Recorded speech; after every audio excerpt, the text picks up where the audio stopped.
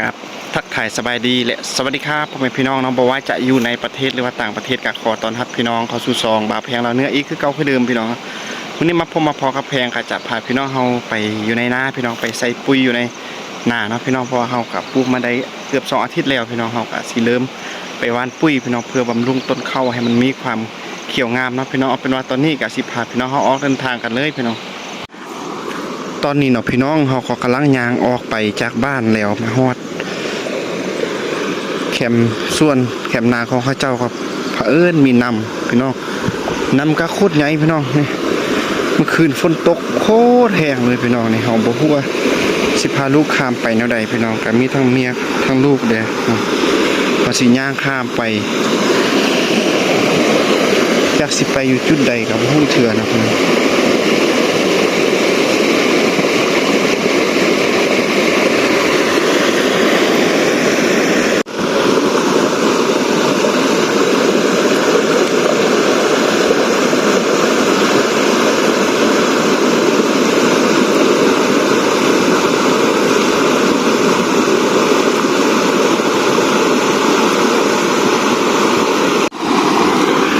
ตอนนี้เนาะพี่น้องเฮาก็ได้ย่างข้ามน้ำนี้ไปแล้วพี่น้องน้ำก็ไหลบ่ค่อยแห้งพี่น้อง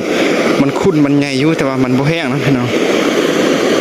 เฮาก็สิพาพี่น้องเฮาย่างไปฮอดนาก็4 กิโลพี่น้อง4 ลักก็จะฮอดนาเฮาก็สิได้ย่างเพราะเฮาเอารถจักรไปบ่ได้เนาะพี่น้อง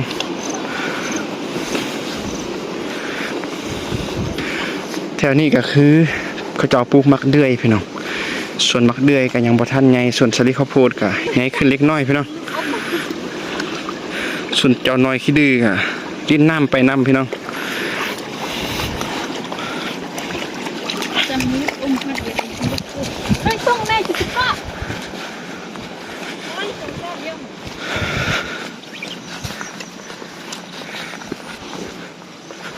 ฝากนี่ก็คือเป็นทั้งเทิงก็คือเป็นหมู่บ้านพี่น้องแล้วก็ฝากนี่ก็คือเป็นไหนาพี่น้องมีทาง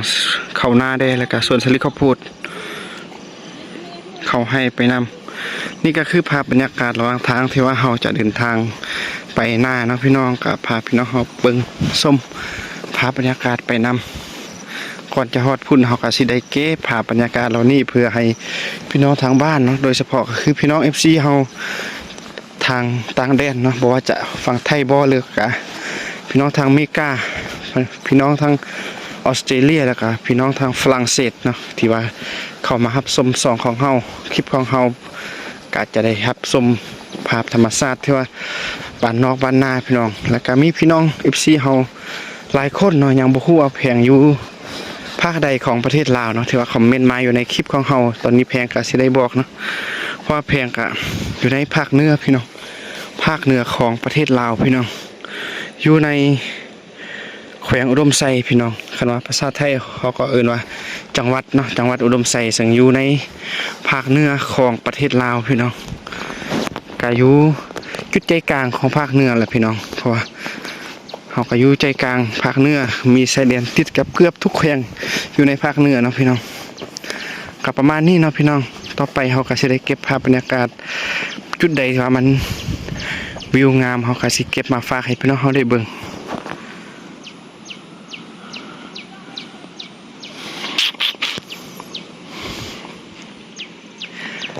สองแม่ลูกกำลังย่างมานำลังพี่น้อง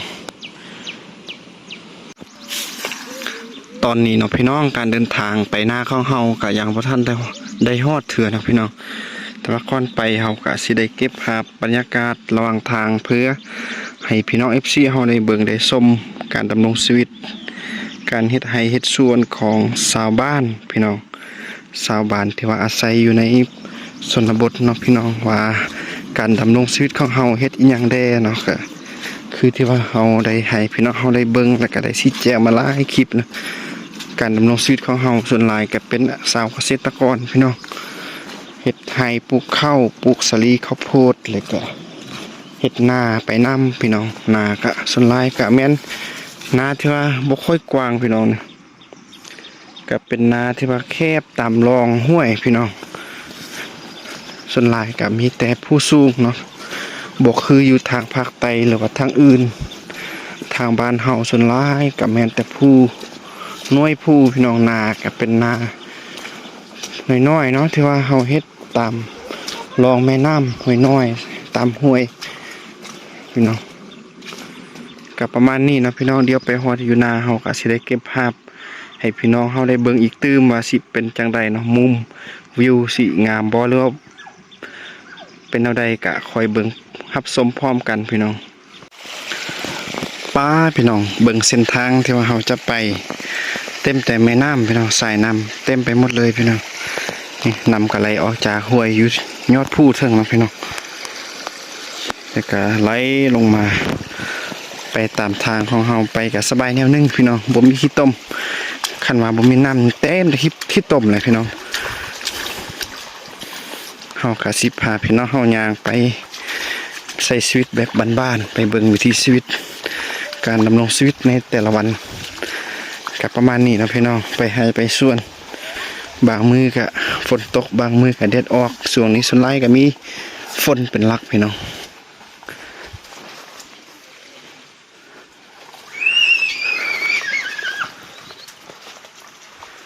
ฝากนั่นพี่น้องว่าสวนสลีกำลังเขียวกำลังงามพี่น้องกับบรรยากาศอยู่บนดอยพี่น้องชีวิตของชนเผ่ากะมูเฮาหลักๆก็คือปลูกสลีขายสลีแล้วก็จึงได้มีเงินเข้าสู่ครอบครัวมาฮอดจุดนี้พี่น้องกะสิให้พี่น้องเฮาได้เบิ่งวิวก็โคตรงามพี่น้องเป็นสวนสลีต่อๆกันลงไปตามซองฟากทางเลยพี่น้องมีห้วยน้ำไหลลงครึ่งกลางแล้วก็แต่ละฟากกับส่วนสลีข้าวโพดทางนั้นพี่น้อง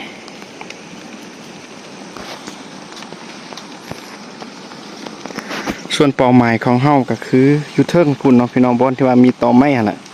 แล้วก็มีเถียงนาซองเถียงส่วนซองลังติดกันนั่นเป็นเถียงนาของแพงอยู่บนดอยอยู่เทิงพี่น้องนาก็อยู่เทิงภูบางคนเห็นกับเป็นตาเงึดเนาะพี่น้องเป็นภูขึ้นภูสูงๆเลยไปฮอดอยู่พุ่นแล้วมีบ่อนเพียงเนาะเป็นตาเฮ็ดนาเฮาก็เลยเฮ็ดนา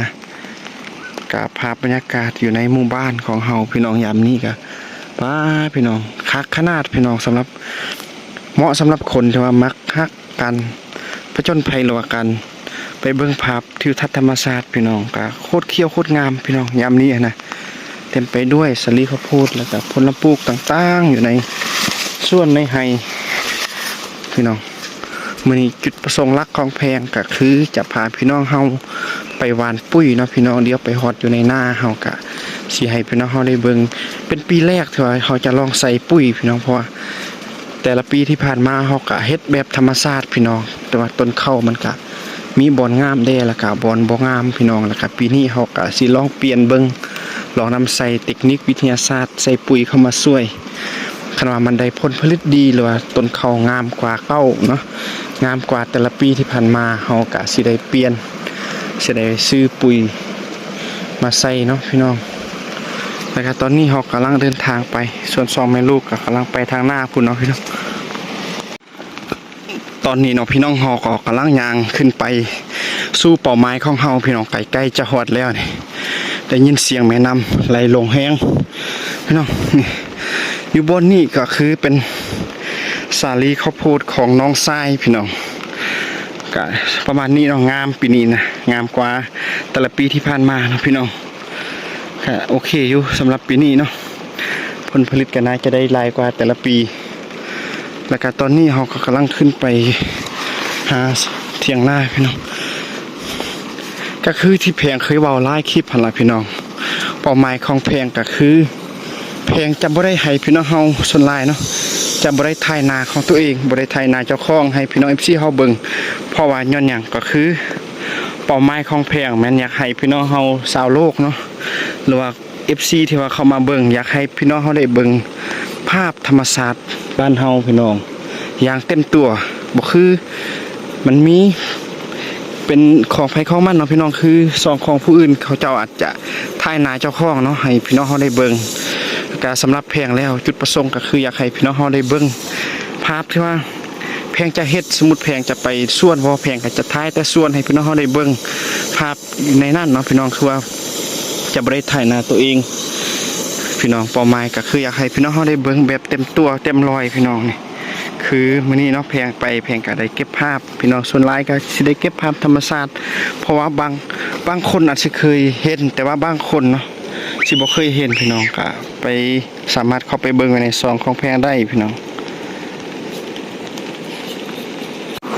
ตอนนี้น้องพี่น้องแพงกับเมียแล้วก็ลูกชายกำลังย่างไปกับซีฮอดนาแล้วพี่น้องนี่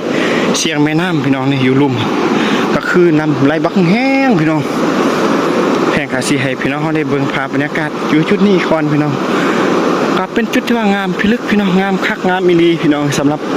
อยู่บนดอยพี่น้องยามนี้ก็เห็นทางใดก็เขียวทุ่มพี่น้องเต็มไปด้วยสวนสลิดข้าวโพดกันทางนั้นพี่น้องเอ้ยส่วนฝากพุ่นก็คือเป็นหมู่บ้านของเฮาพี่น้องเฮาย่างจากพุ่นมาฮอดพี่กับประมาณ4กิโลเมตรพี่น้องปกติเฮาเอารถจักรไปเนาะแต่ว่าช่วงนี้ฝนตกพี่น้องมีน้ำได้น้ำไหลแห้งรถข้ามไปบ่ได้นะยันเฮาล่มนะเฮาก็เลยเอาไปอยู่บ้านพี่น้องย่างไปพี่น้องเดี๋ยวจักหน่อยเฮาสิฮอดนาแล้วพี่น้องรอท่าเบิ่งนํกันว่าเฮาสิเฮ็ดเวียกหยังแดเนาะพี่น้องก็คือเป้าหมายของเฮามันคือที่เฮาแจ้งไปแล้วเนาะจะใส่ปุ๋ยพี่น้องเพื่อลองเบิ่งคณะสลีงามปีหน้าปีต่อๆไปก็จะได้ใช้อีกพี่น้องเอาเป็นว่าไปเบิ่งพร้อมกันเลยพี่น้องตอนนี้เนาะพี่น้องกาสิให้พี่น้องเฮาได้สังเกตเบิ่งสายน้ำพี่น้องสายน้ำที่ว่าสำหรับตัวดำๆนี่ก็คือเป็นท่อน้ำพี่น้องที่ว่าเขาเจ้าต่อมาใส่อยู่ในหมู่บ้านพี่น้องตัดต่อจากนาข้างแพงนั่นเลยพี่น้องอยู่เทิงนาพี่น้องมีหูใหญ่ๆแต่ว่าเฮาบ่กล้าขึ้นไปถ่ายเนาะพี่น้องเพราะว่ามันมีสิ่งลี้ลับนะที่ว่าเฮาเบิ่งบ่เห็นเฮาก็เลยบ่กล้าไปนำกับไหลบักแห้งทั้งภูพี่น้องส่วนสลีข้าวโพดของพระเจ้าป้าโคตรใหญ่พี่น้องสลีก็งามนำกับไหลเย็นพี่น้องไหลไปตามสวนสลีข้าวโพดพี่น้องโคตรคักพี่น้องวิวเพื่อสามารถเฮ็ดไร่เฮ็ดสวนเฮ็ดนากางามย้อนมีน้ำพี่น้องทุกชีวิตล้วนแล้วแต่ต้องการน้ำพี่น้องบอกว่าจะเป็นพืชหรือสัตว์คนแต่ต้องการแต่น้ำพี่น้องตอนนี้เนาะพี่น้องเฮาก็ได้มาฮอดอยู่ในนาของแพงแล้วพี่น้องนาเขาก็บ่งามพี่น้องปีนี้ก็จักมันเป็นพี่ย้อนหยังเนาะพี่น้องแต่ละปีว่างามกว่านี้แต่ละปีนี้จักมันเป็นอีหยังพี่น้องคือว่าบ่ค่อยงามนะพี่น้องเพราะฉะนั้นเนาะเฮาก็สิลองใส่ปุ๋ยเบิ่งจักมันเป็นหยังพี่น้องแต่ละปีก็คือว่างามกว่านี้ปัดปีนี้เบิ่งต้นข้าวมันควรเรื่องจังซี่นะก็ได้ลายมือเติบแต่ว่าต้นมันยังเรื่องอยู่เขาจะล้ออัดน้ำก่อนพี่น้องก่อนที่ว่าเขาจะหว่านปุ๋ยเนาะอัดน้ำก่อน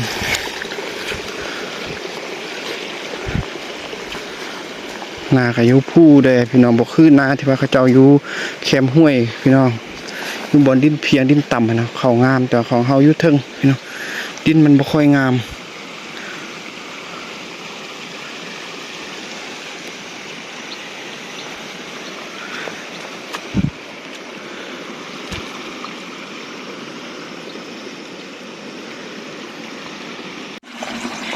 เอาพี่น้องตัวนี้กะสิให้พี่น้องเฮาได้เบิ่งปุ๋ยที่ว่าเฮาจะใส่อยู่ในหน้านะพี่น้องกับประมาณนี้นะพี่น้องกับปุ๋ยยูเรียแหละพี่น้องที่ว่านำเข้าจากฝั่งไทยพี่น้องหลังจากเขาอัดน้ำแล้วนะพี่น้องเพื่อบ่ให้มันลายเกินไปนะเฮาก็สิใส่น้ำน้อยๆอยู่แล้วก็สิเอาปุ๋ยยูเรียนี่ไปหว่านใส่พี่น้องเอาเป็นว่าตอนนี้เฮาสิไปเฮ็ดเวียกของเฮากันเลยเนาะพี่น้องหลังจากนั้นก็คอยมามาล้มกันต่อพี่น้องไปเฮ็ดเวียกตอนมีแดดพี่น้องยานฝนตกนะโอ้ยไกลๆฝุ่นมีฝนพี่น้องสังเกตเบิ่งมีฝนของเขาเจ้าทางนี้นะเขาเจ้าผู้ก่อนเขาก็เริ่มเขียวแล้วส่วนของเฮาอยู่ฝั่งนั้นก็ยังเรื่องอยู่พี่น้องเดี๋ยวเราจะไปเฮ็ดเวียกของเฮาก่อนหลังจากนั้นคอยมามาล้มกันต่อพี่น้อง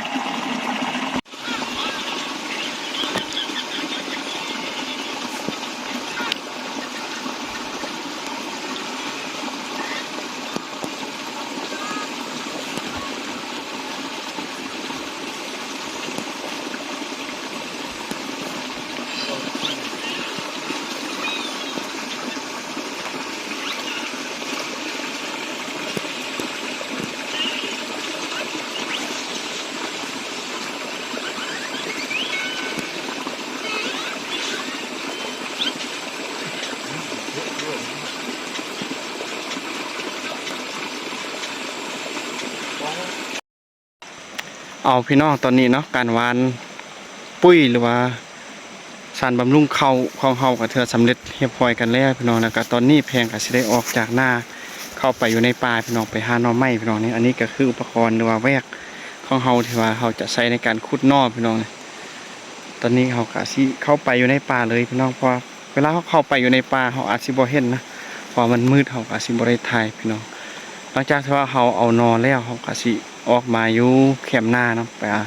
ล้างมาทำความสะอาดเนาะหลังจากนั้นเฮาค่อยพบกันต่อพี่น้อง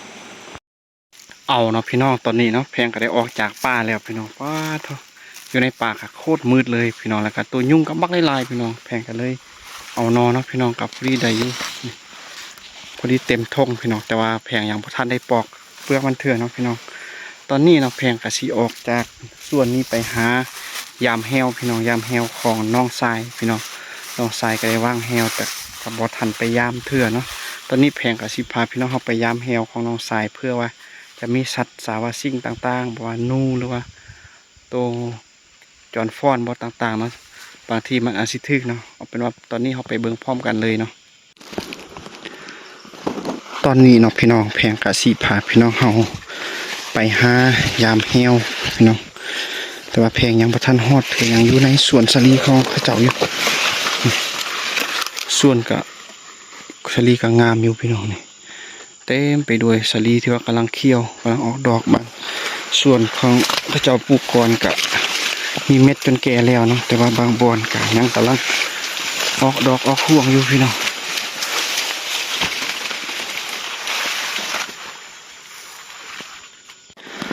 เอาพี่น้องตอนนี้แพงก็ได้เดินทางมาฮอดเป่าไม้ที่ว่าแพงจะพาพี่น้องไปยามเฮลกะลักษณะก็ประมาณนี้เนาะพี่น้องเฮ็ดเป็นบ่วงอย่างซี่เวลามีสัตว์มันอาศัยอยู่ตามนี้เนาะมันออกมามันก็สิทึกเนาะพอเฮาก็เอาหญ้าซีดไม้มาอัดมาคันเพื่อบ่ให้มันมีบอนมันไปเนาะพี่น้องเลยก็จงซองว่างเป็นปองบอนที่เฮาจะวางแฮวอย่างซี่พี่น้องเอาเป็นว่าตอนนี้เฮาก็สิไปเลาะยามเบิ่งหลังต่อไปกันเลยพี่น้องว่าจะถือบ่กะรอท้ารอรุ่นเบิ่งไปพร้อมกันพี่น้องหลังอันนี้กะบ่ถือพี่น้องนี่อันนี้ก็คือเป็นคันของมันพี่น้องเป็นคันแล้วก็เอาบ่วงจังใส่จังซี่พี่น้อง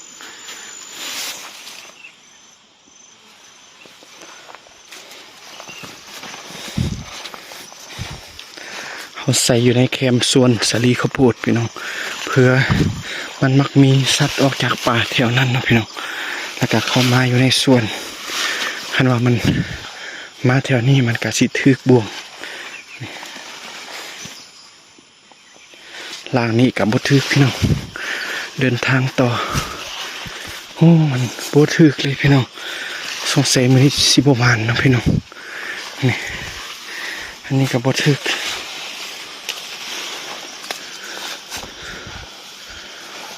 เขาใส่ปะอย่างสี่เนาะพี่น้องบางมือเขาทันเขากะสิมายามเรามือใดที่ว่าเขาบดทันเขากะสิปะไว้อย่างสี่พี่น้องเพราะส่วนลายเนาะตัวที่ว่ามันทึกเหี่ยวมันสิบดตายพี่น้องเพราะเขาใส่เสือกน้อยเนาะป้าตัวเธอนี่ลันแต่ว่าบดทึกพี่น้องหรือว่าจะมีคนมาลักบ่มันลันอยู่แต่ว่ามันบดทึกพี่น้อง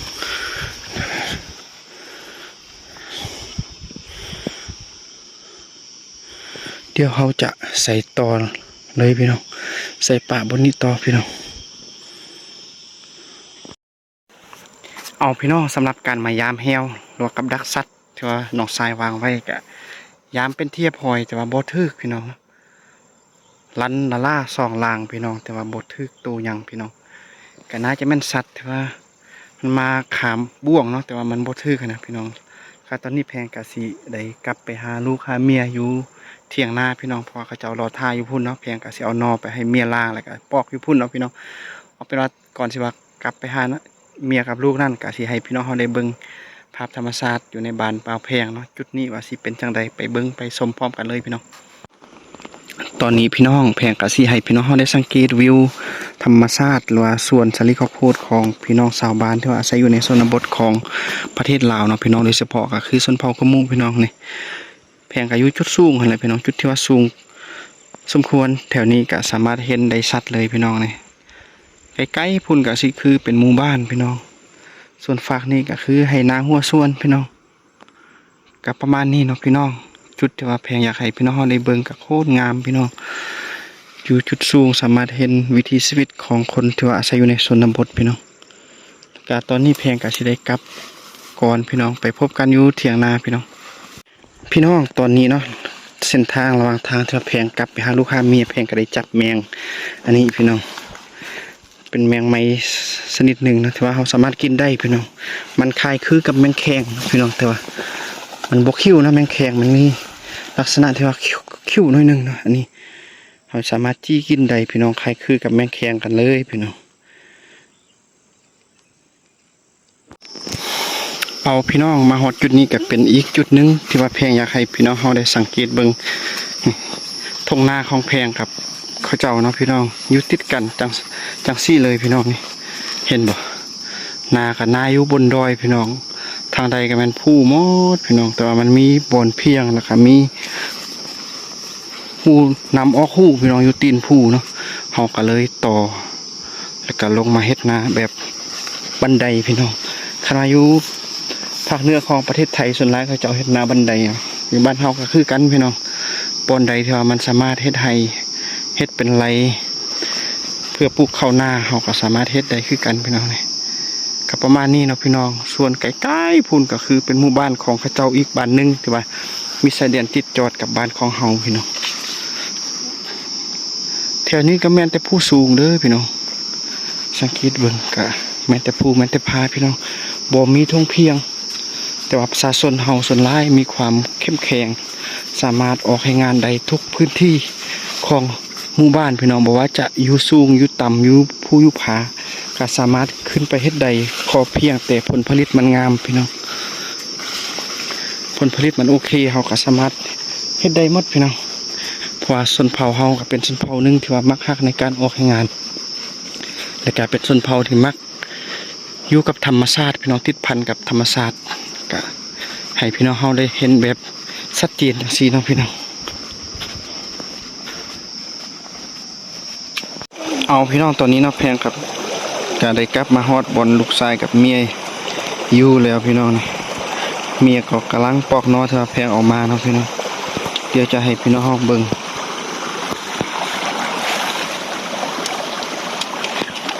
อันนี้ก็คือนอที่ว่าเฮาปอกเรียบร้อยแล้วพี่น้องส่วนทางนี้ก็คือนอที่ว่ายังบ่ทันได้ปอกนะอยู่แคมนาก็มีน้ำบักใหญ่ๆพี่น้องนี่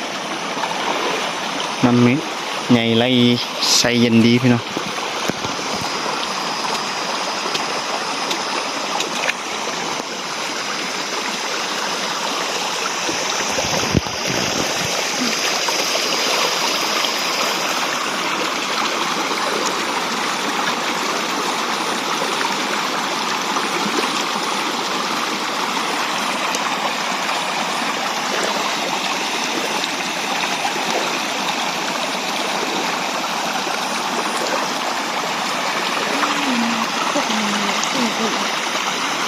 กับประมาณนี้เนาะพี่น้องสำหรับภาพบรรยากาศที่ว่าแพงได้เก็บให้พี่น้องเบิ่งในมื้อนี้เนาะพี่น้อง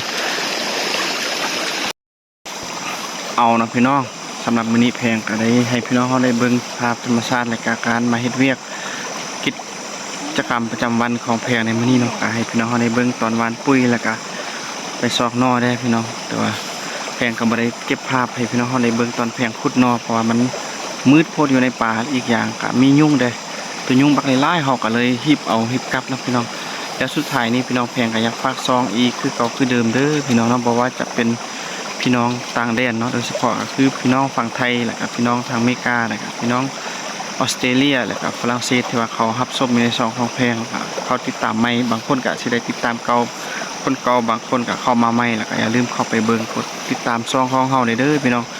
พบกันใหม่อยู่ในคลิปหน้าสำหรับมื้อนี้ก็ต้องขอกล่าวคำว่าสบายดี